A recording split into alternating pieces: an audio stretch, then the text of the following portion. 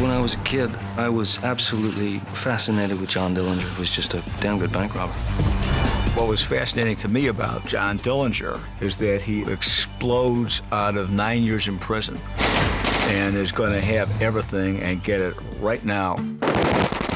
He also ran a crew that didn't make mistakes. Their methodology was like a paramilitary raid. There was a man who was a driver. There's a guy who was outside the bank. There's a lobby man.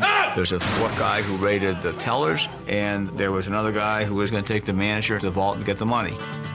Red was the driver. He had to be the anchor, the rock-solid dude. Red was Dillinger's best friend and Dillinger's right hand. There's Homer, who really surveys the front of the building, protects that opening, that door. He was a bit of a loose cannon, Homer, but a good man to have on your side.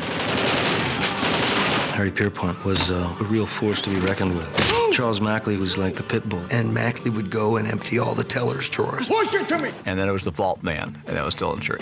Shut up! It's one of these. Come on, up and counter.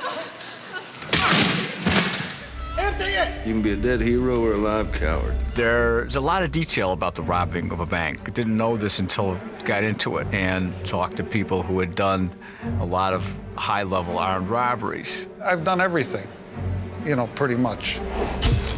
Michael was concerned with what are you thinking when you pull up to the score, what are you thinking inside, and what would each character be thinking at different points in time. And he says, well, the first thing is, before I go to the score, the money's already my money.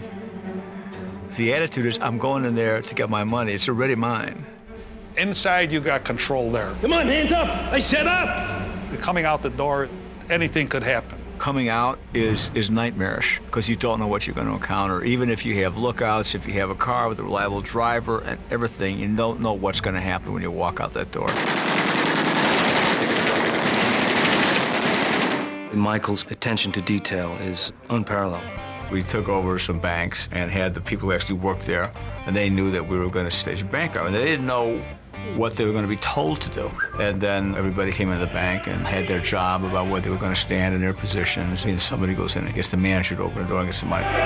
Before we started shooting, Michael was adamant that we go to places like that, which was super helpful. It was perfect casting, you know. It was within the first hour that I think we were all kind of felt like we'd known each other for many, many years, you know. I'd rob a bank with any one of those guys if they wanted to.